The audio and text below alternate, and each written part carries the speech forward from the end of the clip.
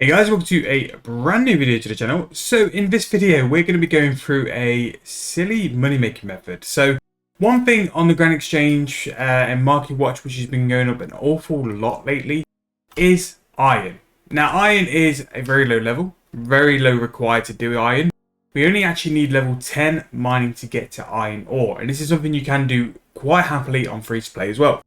Now what we're going to be doing with iron is a number of things. We're going to be mining it and we're going to be turning it into two forms of smithing bars. So this is going to be a very easy low level money making method, but for some people, especially in the mid range, it could be something worthwhile to train their mining on. Admittedly you won't get to amazing XP, but at the minute iron's at the best price it's been for a very long time and is in demand for numerous reasons. Steel bar prices are high as ever, and cannonballs as well at 1800 GP each has a huge demand on steel. Not only that as well though, the demand on iron for whatever reason is very high, and the price of an iron bar on MarketWatch 2 weeks ago hit a price of 4,000 coins. When was the last time you ever knew iron to be that kind of price? So what we're going to do in this video, rather than do single videos about it all, is cram as much into it as possible and to give you guys as much value in one single video. So in terms of mining iron ore on free to play, it's roughly about 3.5 mil per hour. Members, because you've got extra buffs and stuff, it can be a little bit higher, but that's what we're here to go and find out anyway. So what I'm going to do is basically take my setup, which don't get me wrong is overkill for mining. You basically just want a ore box, your best pickaxe is an absolute minimum. If you've got access to porters, summoning familiars, and also juju mining potions, they will just bank stuff as well. If you just need to fill your raw box and then go to the bank, that also works quite easily and happily as well. You don't need all the OP stuff. The OP stuff just makes it more AFK and more where you have to pay less attention to it anyway. But the most important thing to start off with is prices. We need to go and look at stuff to make sure if it's worthwhile as trying. So the price of iron ore currently is 1.8k on the Grand Exchange, but what I want to do first is just check the margin to see if this is still worthwhile as doing. Now, it's just sold for a price over mid-price as well. 1.9k for an iron ore is just crazy. Now, in terms of the price for sell, 1750, not too bad for a flip either. That is pretty good. An iron bar is going to come in at a price of just under 4k. So it has gone down a little bit since MarketWatch was released.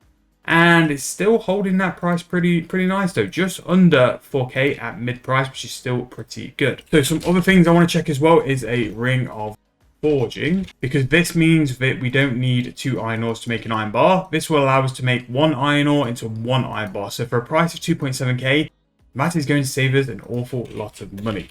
And then finally, the price of a steel bar is going to be silly at 3.7k, but if we just check that margin, that is going to be 3.5k, so that's down a little bit as well. And then finally, the absolute last thing for us to have a look at is going to be the price of coal. So these are going to be all the things we're going to go and walk into and have a look at. Actually doing coal at Living Rock Caverns now is about 4.5 mil per hour, which is crazy. But 500 GP for coal is very good.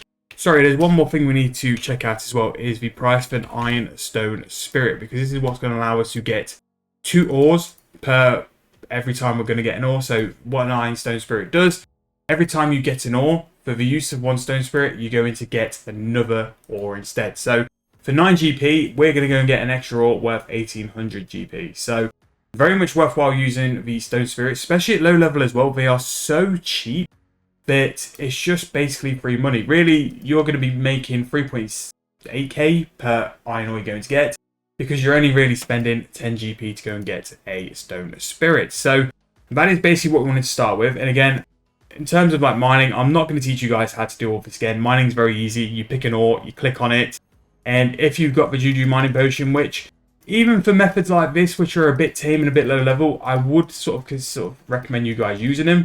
For an hour, you're only really spending 30k for an hour of pure AFK, as long as you've got the stone spirits as well. Now, to have AFK mining, you need the stone spirits, and then you also need the Juju mining potion, the perfect one. If you're free to play, unfortunately, you're just going to have to keep refreshing. But the fact is, you're going to be getting ore so quick with no access to porters, is that you're going to be filling your ore box quicker than you know it anyway, and running back and forward to the bank. But as you can see, once you're set up, pretty much how any other mining is now, you're just going to sit and AFK it. The only difference is you bar if your mining level's high enough, your strength's high enough, like mine is. won't actually go down. And you can see by the speed we're getting this iron ore, it is going to be flying to the bank. So like I said before, if we've got all the requirements and stuff, iron ore technically will be as easy of an AFK as we can have for a while. Basically, you've got the whole login time up to just sitting AFK away. So again, pretty hard work AFK skill. We know we love stuff like this as well. Whether you're going to be watching videos, whether you're going to be playing the Xbox, PlayStation, you can still be making GP on Runescape. Whether you're high level or low level, you only need level 10 to do this at the base minimum. Admittedly, it will be a little bit annoying because you're going to have to fill your box. But I think, to be fair, like, it's going to be quick anyway. And the higher tier your box is, I believe the more ore you can contain, or that might just be woodcutting. But either way, you can still have long trips back and forth with that as well. You can use magic no paper, but I think it's just going to take too much of the profit away from iron ore. Bear in mind, like, to go and bank the iron ore, all you need to do is just go and run outside here, and then you can deposit on the furnace as well to make your profits. And then just deposit on the furnace to basically just throw your ore into the metal bank. So really, you can bank here and then go back and forth. So this is probably the best place I found on the Iron Man to go and do this. And this is where I did most of my iron smithing. That is basically the basics of mining. Really easy, really straightforward, and it's a skill I'm starting to love more and more the more I do, just because it's so laid back, it's so chill. I actually think I enjoy mining at the minute more than actually woodcutting. So the next phase of what you can do is then you can go and look at doing iron. So this is where the ring of forging comes into play. So we've already seen that iron ore is currently valued at 1800 GP each. Now, without the ring of forging, it's going to cost us 2 iron ore to make an iron bar, which is going to be 3.6k cost to make the iron bar, and we're going to be basically even. Now, with the ring of forging, you are able to have the effect of once you wear it, you can then go to make your iron bar, and you only need 1 ore. So for that 2.7k ring, I'm pretty sure it's something like 50 charges, 140 charges. So for 140 bars, you only need to use 1 iron ore to make 1 iron bar. So if you sort of think that 1.8k for each charge, that ring of forging for a price of roughly 2.5k is going to save you quite comfortably 250k GP. You should never ever smith iron without using a ring of forging. A ring of forging is so cheap, it makes you so much profit that you should not do that. And not only that as well, if you wanted to skip the mining phase and just smith iron and make them into bars, if you buy the iron ore and the rings of forging, you will make roughly about 3.5 to 4 mil per hour just making iron bars. If you have the level, I think it's like 19, to have an extra chance of making extra bars, that's going to be even more profit on top as well. Which for a free-to-play money-making method, iron ore and iron bars being roughly 3.5 to 4 mil per hour each is crazy. Like, if you're trying to get out of free-to-play through gameplay, this is one of the very few opportunities you might get over the course of a year to have a method which is producing this kind of GP. Not only that as well, you do hit chances when it can spike and make even more money as well. And what you can do with the iron bars is use it as a way to train your smithing to like things like gold or rune or addy.